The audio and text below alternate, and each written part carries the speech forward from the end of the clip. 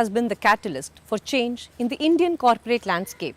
She is a diversity champion promoting inclusion. She leads by example for D&I programs and advocates the value generated by D&I from both the employee and the employer's perspective. She enables women manage different avatars. Let's meet Dr. Saundarya Rajesh, founder and president of Avtar Group, who debuts as an author with her book, The 99-Day Diversity Challenge. Writing is hard, but not writing is harder still. I've been actually writing quite a bit, contributing to magazines, to business journals, so on, ever since my letters to the editor to the Hindu got published in 1992. This topic has been within me for a long time, ever since we started addressing audiences, we started running training programs, conferences. Many a times I would have people who would come up to me and ask me questions. And I think for me to frame those questions in a purposeful manner, in a way that it reaches the audience, took me all this while. I've known many authors, both the ones who have published books and those who have not. My husband himself is an author who has published 4 successful books. And I know that many books are written but never make it to the stores. Many books are started but not completed. I think as far as the 99-Day Diversity Challenge is concerned, it is the answer that we have for the entire issue of diversity and inclusion in corporate India. I believe that we need to approach inclusion in the same way that we approach, say, learning a new language within 30 days or a weight loss program, within, say, 90 days. I believe that the time has come right now to approach inclusion with a sense of urgency, with a sense of agility, saying, hey, I have to become inclusive in the next 90 days and I better get started, kind of thing. Because in today's hyper-connected world, the skill of inclusion is such a phenomenal competitive advantage in your repertoire. So if you do not have that skill, then you are really missing a competitive edge. So for that purpose, I think just like how we move towards any goal and say that, I got to get this goal done within a certain period of time, I think that goal-orientedness towards inclusion is currently really required. Actually, I'm not a first-time author.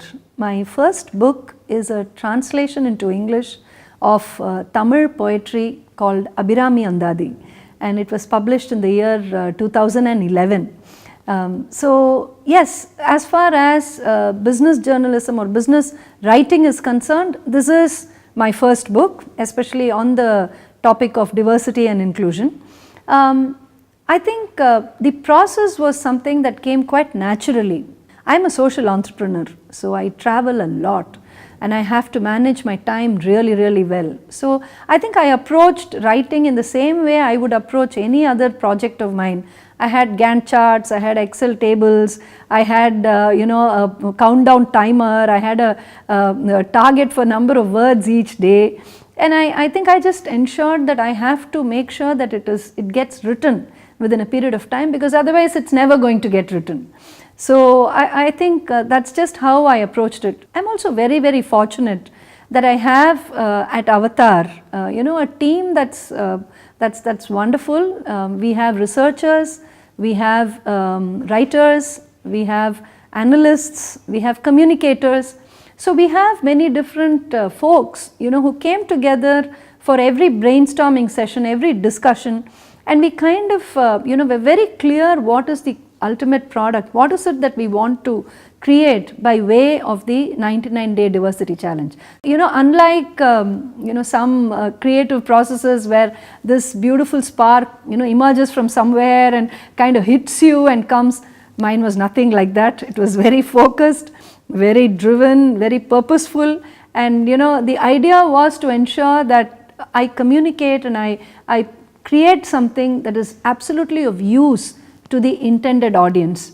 You know, as Noel Burke says, we have to move from the stage of unconscious incompetence to conscious incompetence, and then move on to conscious competence, and from there to unconscious competence, which means, you know, the journey is such that we actually first become aware of what we do not know, and then slowly move towards the fact where, you know, becoming inclusive, you know, actually stopping being judgmental, removing the biases, all of these things becomes very naturally to us.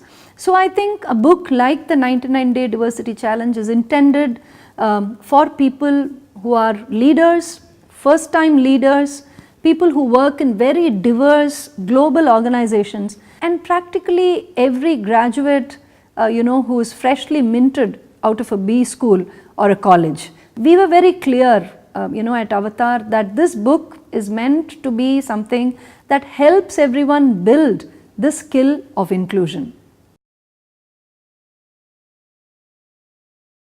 If there is a genre called fiction based non-fiction, then I guess this is it.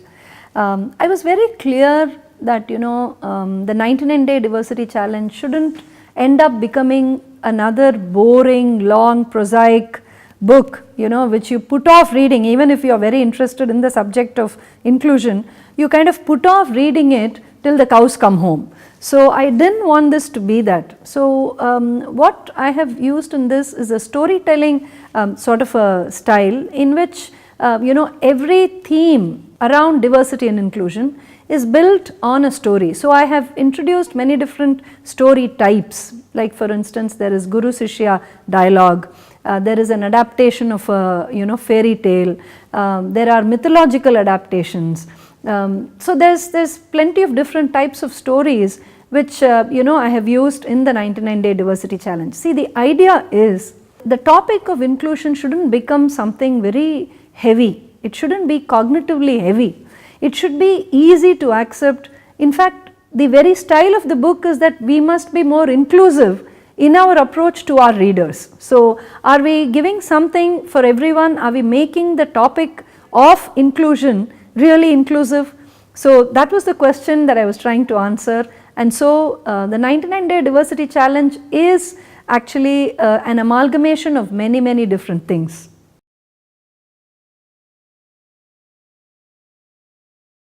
That's a very interesting question.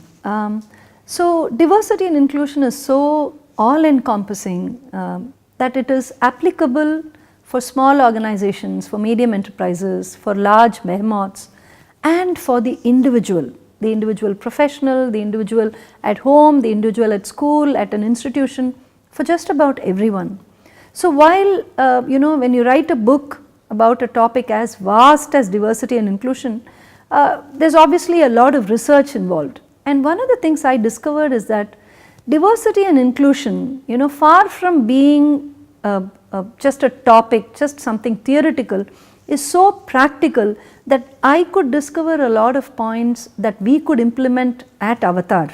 So as a social entrepreneur who leads a team of about 100 people, I could sense that, you know, there were many new ideas which actually occurred to me as I was writing the book, which we could implement you know, within our own organization. You know, a book like the 99-Day Diversity Challenge is that it teaches you that, you know, you approach something in the same way, you know, with a set perspective until somebody tells you that, you know, there is a completely different way of doing it. There were many moments where I realized that even my own impressions or my own assumptions about diversity and inclusion were challenged when I could see practical case studies, when I could, you know, read up about role models. And then, you know, that was the epiphanic moment. That was the moment of truth, saying that, you know, even within the space of diversity and inclusion, there is so much that can be done, so much that is practical, and so much that is really useful for an organization to implement. I'm imagining a manager who's leading a team in an organization that's pushing for diversity and inclusion, that's very keen on diversity and inclusion, and he or she realizes that there are many skills that there are many competencies within the space of inclusion that he or she is not aware of.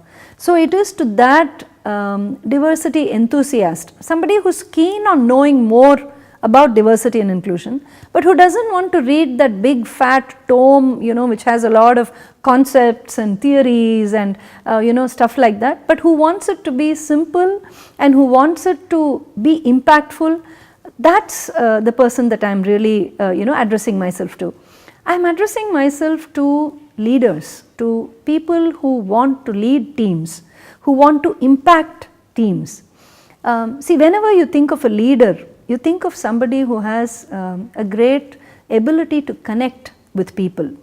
Today, that ability has become all the more important. It has become really crucial and critical, because in today's diverse world, in today's world where everything seems to be so bipolar, I think it's very important for a leader to have that skill, not only to connect with people, but to actually bring those people together to solve problems, to create products, to improve the profitability in the workplace, to make sure that your customer is really satisfied. So for all of this to happen, that leader needs to bring people together and make it work, not in spite of their differences, but because of their differences.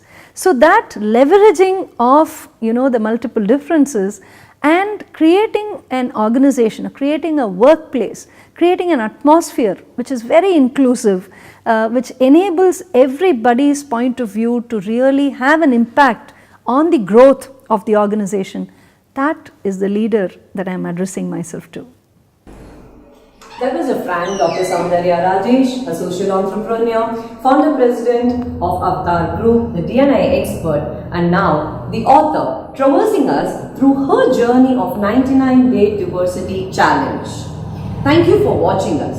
To understand D&I better and imbibe its benefits to your company's bottom line, write to us at 99ddc@avtarcc.com or log on to www.99daydiversitychallenge.com. To watch more videos of Dr. Saundarya Rajesh, log on to our YouTube channel www.youtube.com/user/avtarflexi. Stay inclusive.